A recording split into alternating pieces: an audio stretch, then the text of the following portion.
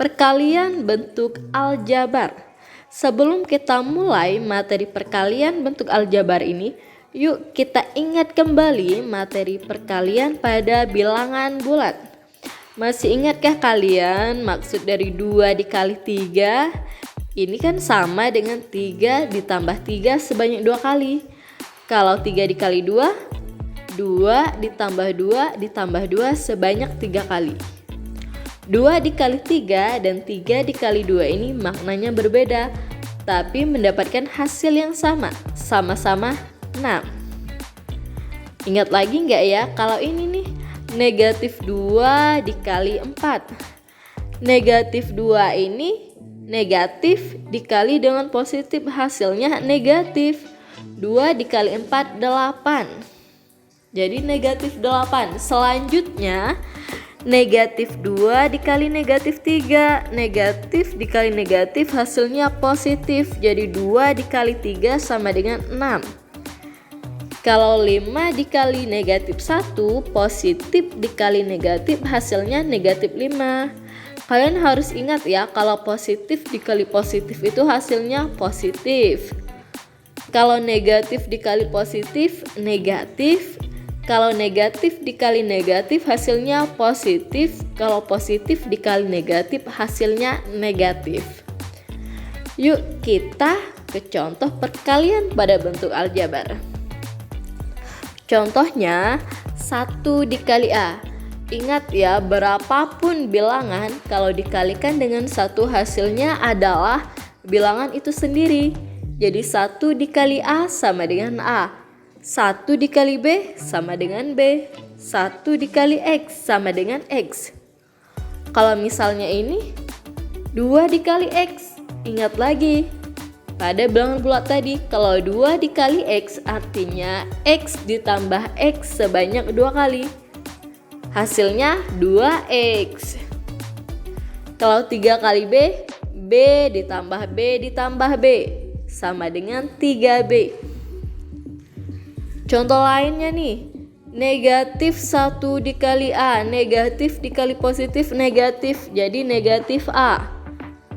Negatif 2 dikali B, negatif 2B. 3 dikali negatif X, negatif 3X.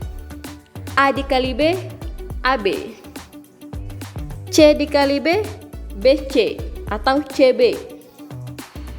A dikali B dikali C, ABC. Ini semua harus kalian ingat ya. Kalian harus memahaminya biar memudahkan kalian ke materi selanjutnya.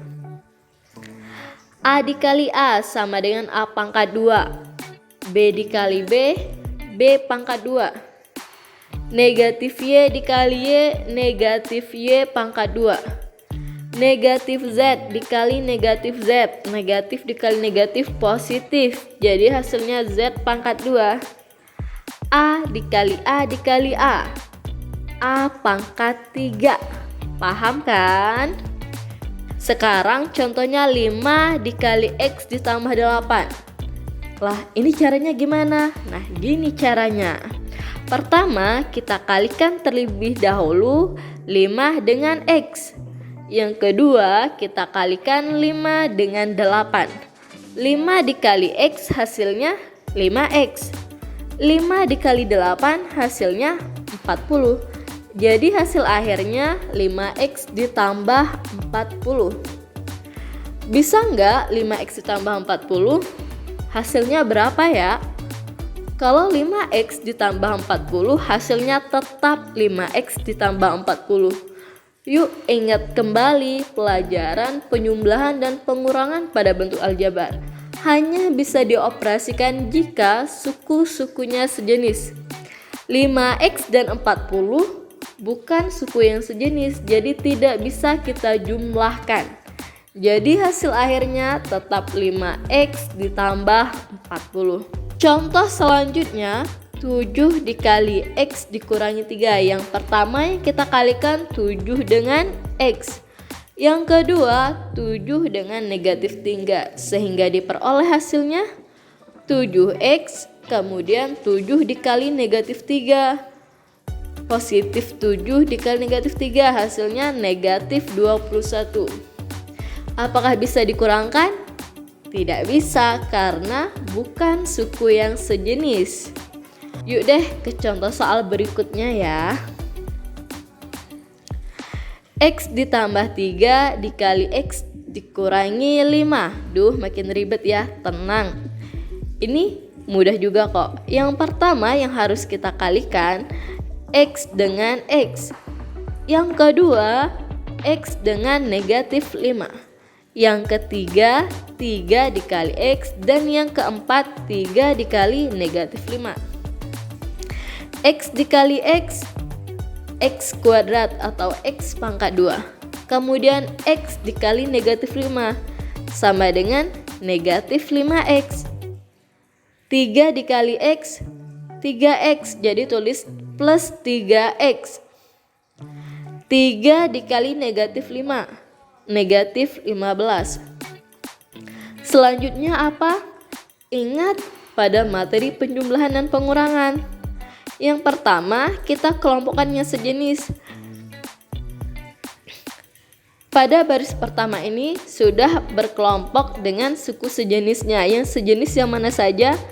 Negatif 5X dengan 3X. Selanjutnya langkah kita apa? Menjumlahkan atau mengurangkan dengan suku sejenisnya. X kuadrat hanya X kuadrat saja. Jadi tetap X kuadratnya sama dengan X kuadrat ya. Negatif 5X ditambah 3X sejenis kan? Jadi negatif 5X ditambah 3X sama dengan negatif 2X. Yang terakhir negatif 15. Cukup ditulis negatif 15 karena tidak ada lagi suku lainnya. Jadi hasil akhirnya X kuadrat negatif 2X negatif 15. Apakah bisa dioperasikan lagi? Tidak bisa karena ketiga suku ini bukan suku-suku yang sejenis. Bagaimana, sudah paham? Inilah materi tentang perkalian bentuk aljabar. Terima kasih sudah menonton video pembelajaran ini, semoga bermanfaat.